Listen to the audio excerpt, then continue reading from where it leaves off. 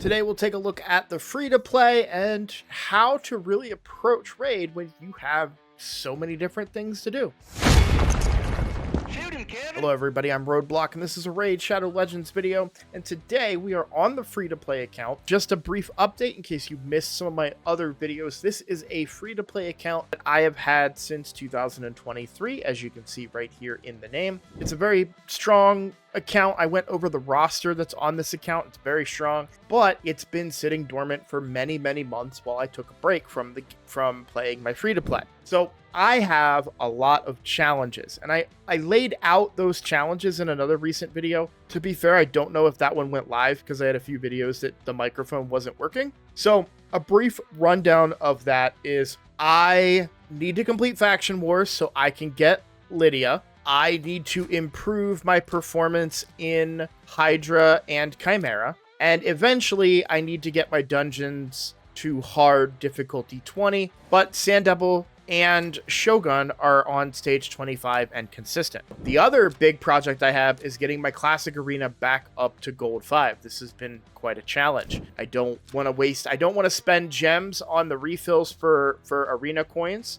So when I run out of arena coins each day, I just have to wait and let them slowly populate back. And as you can see, I'm staying very on top of it. So there's a brief rundown for you guys of what I'm looking to do on the account. Now, how does somebody... Oh, I have one other project, and that's improving my clan boss team. In a recent video you guys watched, you'll see that my clan boss team... Listen up, I just got a new promo link that you can use to follow along with me on my latest free-to-play adventure and get a free Elenaril, as well as 3 more powerful epics as you level up. Here's how to do it. Log out of Plarium Play and uninstall. Click the link in the description and register with a brand new email. Launch Raid and complete the tutorial. Go to your inbox and claim your first champ. Don't miss out on your chance to get Elenaril right after signing up, as well as Fayne, Uugo, and Tagoar as you progress through Raid. Click on my link right now and let's crush this together. Which should be a 100% team in a lot of ways. It's a very easy team to make. It's a Wixwell team, but notice that 2 right there. I had to 2-key it this week. We don't want that, right? We don't want a 2-key Ultra Nightmare. We would like to use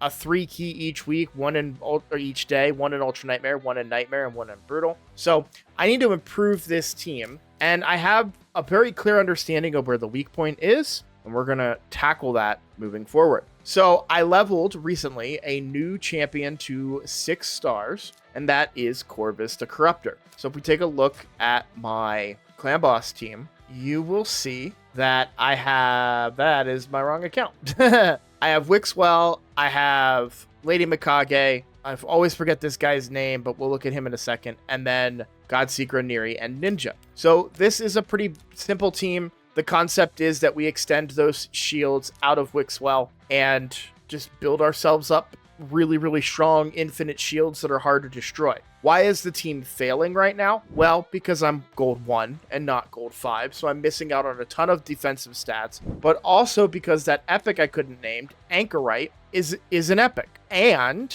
because of their affinity, they tend to be the target for the clan boss's stun. Just kind of happens to go that way, given the affinities of the rest of the team. Problem with him being the target is the fact that his defense is quite low. Now, I've built him up 5,000 defense, which is okay, but that's still, like, not a lot, and that's also at gold 2 right now. Now, it's possible just being gold 1 even. So just being gold 1, you know, is a lot better than what it was the other day when I first started running that clan boss team again. But with that champion always being the target of the stun, I kind of have a problem. And that problem is that I need that champion. I need the champion who gets targeted by the stun to have a lot of HP. Not necessarily like other champions can be stun targets, that's fine. But if Anchorite is specifically the stun target, that's really bad for me because that's my shield set champion. And the shield set scales off of HP of the champion wearing it. So I want HP stats on this champion, but it's an enemy max HP hit, I believe. So the more HP I have, the more damage it does,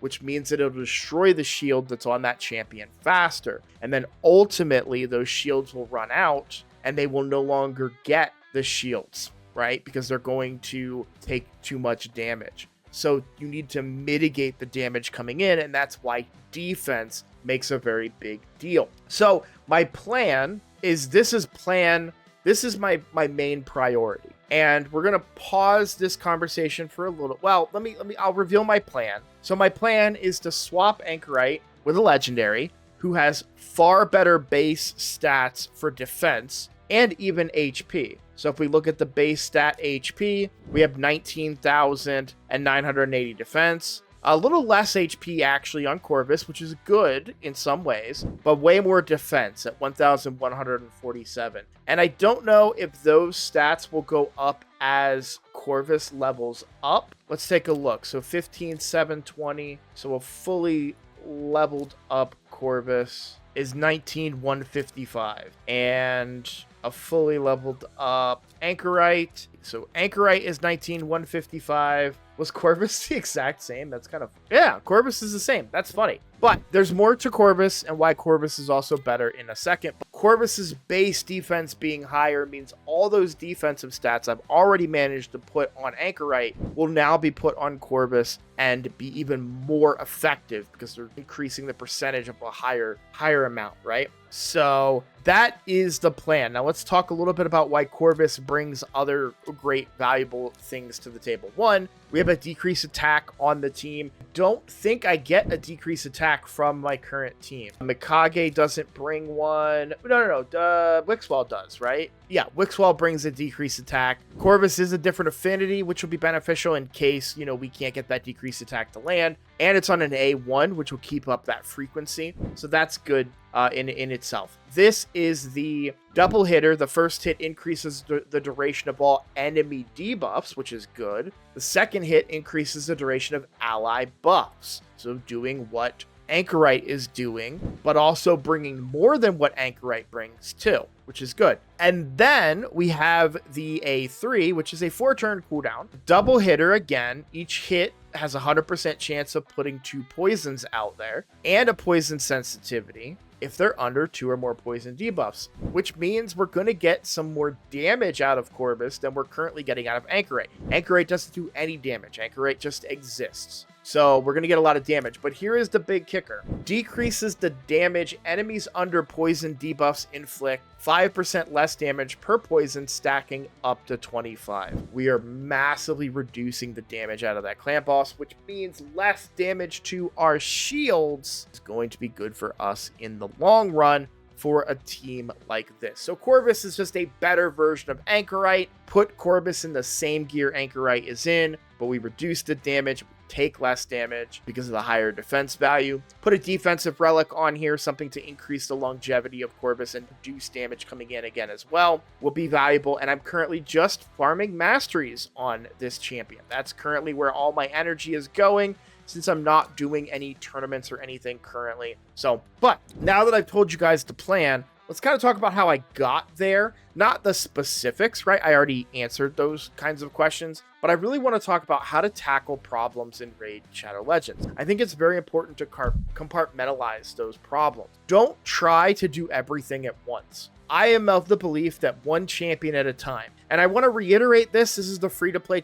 this is the free-to-play, not channel, but this is the free-to-play account. When I'm on the free-to-play account, I really want to have a mindset that I'm talking to fellow free-to-play players, new players, low-spend players optimize their account without taking any shortcuts. And one of the biggest shortcuts that I see players try to take is leveling so many champions at once. Something I preach on my main account, I preach it on this account, I preach it on all my brand new free-to-play accounts that I start, one champion at a time. It's incredibly valuable to focus your priorities on one champion at a time, fully, completely build that champion, then move on to the next. Now, there's a little variance in there. You can't always do everything. For example, Corvus was already booked in the past. However, I like to book during clan versus clan. So if he wasn't booked, I would be waiting to book him until the next clan versus clan. However, there are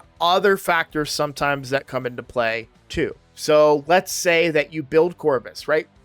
Corvus is a great example because we're doing this right now. I leveled up my Corvus. I ranked my Corvus up to 6 stars. and I have been leveling him in Minotaur, trying to get his scrolls. He's going to get all of his scrolls before he hits level 60. So how do I want to level him at that point? Do I just want to boost him with some brews? Do I want to put him in campaign and do it the old-fashioned way? Well, that depends on kind of the timing, right? Is there a champion training tournament? We'll do it the old-fashioned way. Or even with brews, right? Speed up that campaign champion training. But the point that I'm trying to make is I have done everything on this champion that I can. So for the time being, but I can look forward and find out who my next champions, right? And I can start progressing on that particular champion. And I think a good potential option, given, my current situation, we could probably say Caldor would be a good option. This champion already has a few books in them as well.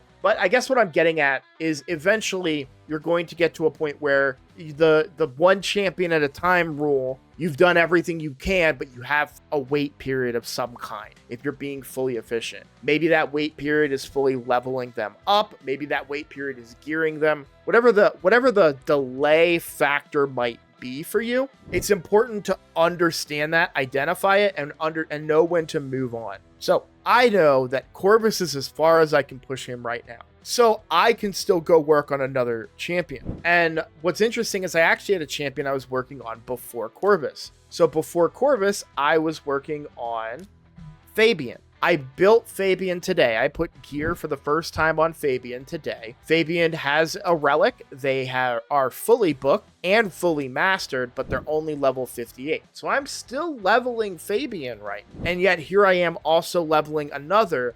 And it's like, well, you said one champion at a time. One champion at a time within reason, right? You don't want to just commit to that one champion rule and slow yourself down for no reason, right? Are you, we are gamers. We are, if you're playing a game like Raid Shadow Legends, you have a bit of a strategic mind. We can multitask, right? We can say, okay, I've done everything I need to do on Lord Fabian except a little bit of leveling. I can move on to the next champion. And then I moved on and I did Corvus. And I got everything done on Corvus except gearing and except for masteries. So perhaps I can look at my next champion and say, okay, I think my next champion is going to be Caldor, right? Just as an example. Let's throw Caldor into the campaign farming team or something along those lines. Or maybe we look at getting books, right? Because when Clan v Clan comes, there will be several champions you're going to want to book. And that's how Caldor got booked in the first place. Same thing with Corvus. I knew that those champions were ones that I wanted to build. So then we can look ahead and say, okay, well, Caldor is booked because I don't care about the A1 that much. I've booked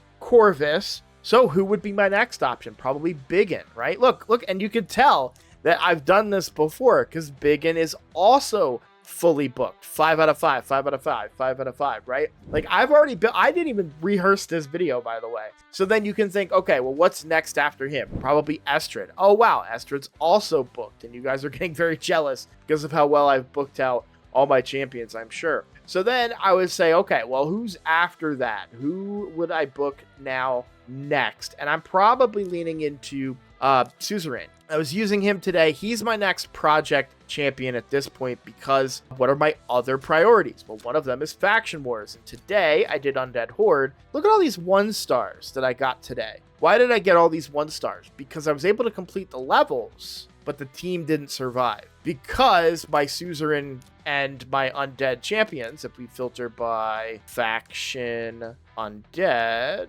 where are they? There they are. So Fabian put in a lot of work for me today in Faction Guardians. I have a very slow Ultimate Death Knight, which is a build I want to get away from. That's a future project. But we have a Saito who's level 50, no gear, and Suzerain level 50, no gear, right? We also bring a Dark Out. Oh no, I think I was bringing Husk, who could use a re-gear. So I have this 5-star group. Perhaps we could also look into a Reviver of some kind if necessary, which probably is. But the point that I'm making here is, making sure that you're planning ahead and looking ahead at your next steps. And so Suzerain is definitely going to be in that team. He's a decreased defense he's a weakened champion with a chance for a decreased defense, which I hate it. Brings some heal reduction, but especially the decreased speed on the A1 as an AoE will be very handy. Maybe even a stun set could be viable here. The point is that with my roster being what it is, Suzerain is definitely gonna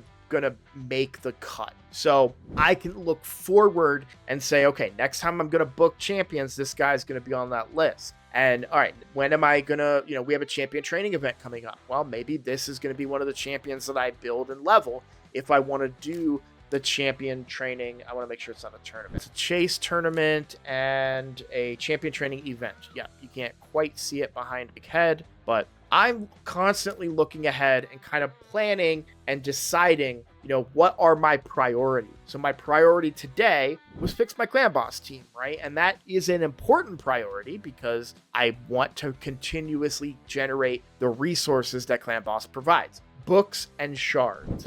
And other projects can be longer term. So fixing Hydra, that's a longer term issue. And I don't know that I have any champions currently that are going to make difference on that longer term issue, but something that's a little shorter term would be Chimera. Chimera is definitely something I should start focusing more on, and I can start taking a look at the teams that I'm working with and see if there isn't a way for me to start generating better scores in this area.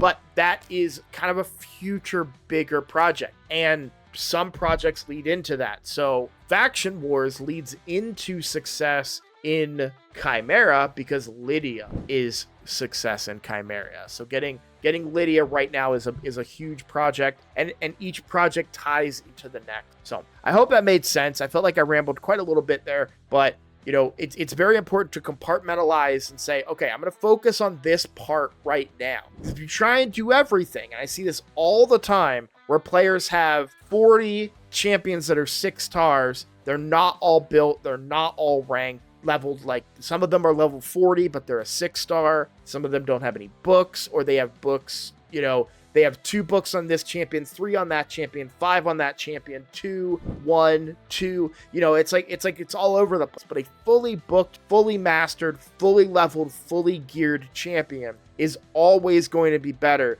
than having 15 champions that are just a mismatch of what you're looking to do. So hope that makes sense, guys. Thank you so much for watching. If you are new here, please consider subscribing. It is the best way to support my channel, and I look forward to seeing all of you in the next video. Take care.